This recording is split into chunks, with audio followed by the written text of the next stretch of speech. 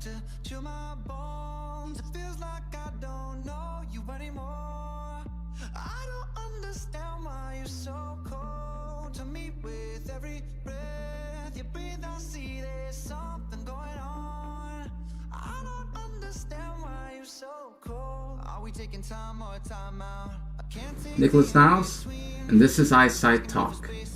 Hey guys, so there's a lot to talk about, but not too much. Just want to give you some recent updates and some quick news, and as always, give you my spiel. You know, we had the recent sugar tax cut. Great, no more taxes for the sugar.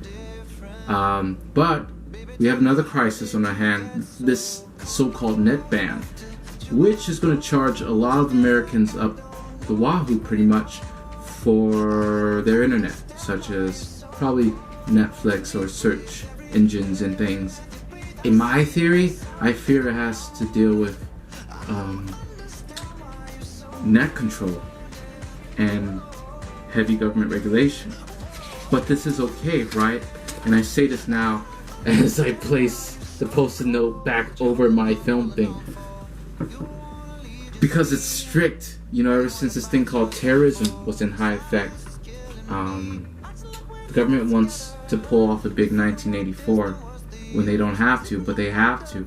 They have to, like, regulate what we view and see and what we purchase and buy sometimes. This is my theory. And this is why we have travel bans and such. When it ever comes to bans, a ban is something that's not freeing. It's forcing you. It's not letting you be liberated. A ban is something that restricts you. And it's not fair to, like, not be able to see the loving and joyous shows, like watching these housemates kill each other. It sucks. You know, we want to see these housemates suffer, and we want to see the typical conservative having to force himself to have sex with other people in the name and right of their conservative views or social status. It's always been like this. You know, the new normal was never the new normal before, probably. You know, we shift and change. We want it to be a new normal. We want to have these freedoms, and we want to have these liberating moments. But in hindsight and reality, we have to control ourselves. We have to control ourselves, and we have to regulate what we're doing is right or wrong. So this is a psychological effect. Keep in mind, people, this is why you have to talk to your representatives. This is why you have to stay in tune with your Congress people.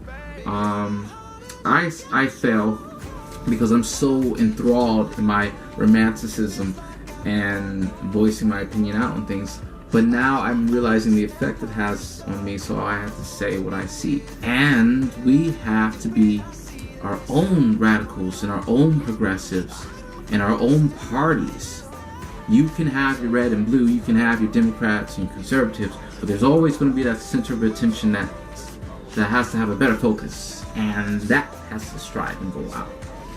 And I think that day is yet to come. I'm glad we have such progressive parties and even socialist parties and liberals in ways.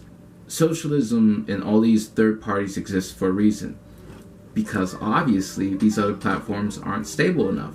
We want more. We want to find the right balance. It's all about negotiating. It sucks because it sucks being the middleman. Mutuality is the worst and hardest thing ever. You're always going to get criticized and fired by both sides. And you're always going to have a majority over minority, or in certain cases, a minority over majority. It's all finding the center and the trifecta things. And this is economics. This is seeing who wears the right tie, too, at times. Me, personally, I love Express. Sponsored by Express. No, not really. We're not sponsored by them. We can't afford to give them money at this point. I can't afford to give them money at this point.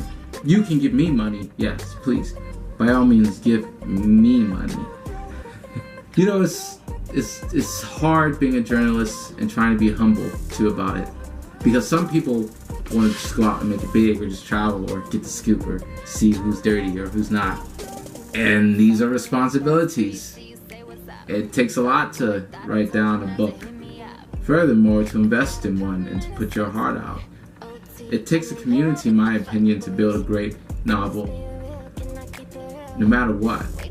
And we work in many ways, whether you want to help out a person or not, or whether you just want to see art in its making.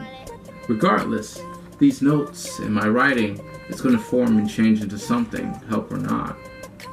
What is president is already here. I keep saying that over and over again, but these stories and what I take in, these storytells will always live. I'm not the only one. I'm not. There's many other souls like me, the same, who are unique shapes and forms and sizes. And we each get to pick our beautiful diamond in the rough. I always have my eye on someone, and I'm pretty sure they have their eye on me. It's so hard, though. Is it true they say a man can't choose love? I believe so. I felt like it was just given to me. All it took was just to look over the corner or turn around. It's such a consciousness that's lingering. If I could, I'd be with him right now. I wouldn't be with any other. The death of a bachelor, so cold and broken, lonely and working. That's not how the song goes. Oh, I can do this forever. I found this cool statue, and it took me a while to figure out who it was. And it's David, from David and Goliath. I realized because he was holding a stone in his hand and he had the rope. So the story makes sense. It's so weird too because he has a sword, but in my opinion, he wasn't gutsy enough to take it out and use it like some people are, which is good. And the moral of the story is it can show you how humble a leader can be. No matter what size or problems you're going against, you always have your strengths and tools. I don't have to technically always pick up a sword. All I can do is just pick up a pen, and I'm set. I guarantee you, I threatened people and said to them, I can hurt and harm you without lifting a finger. Because my mind is already constantly writing and is already in gears. The day I was born, I was given a special art, and to find your true art and craft it, that shift in instinct is always continuous until the day you drop. And that's the master and art of a craft. It's hard being humble, being a good businessman or young man. And I always fret trying not to be a false prophet. I met many prophets and seen many ones, and heard many ones and read many ones. And these people come in our lives for reasons. We are 1 in a million people. We are very unique. You will never meet someone like me. You'll never meet someone like my true name again, and it will only be me. The day you do, who knows, they will be performing and talking and acting like me, reconciliating things like never before.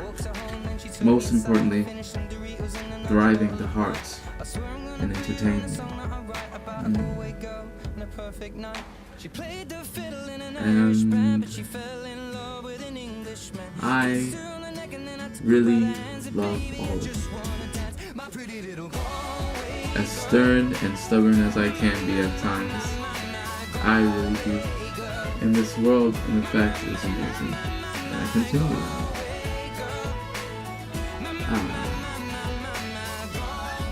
I shed so many tears before, and it's hard to keep doing it.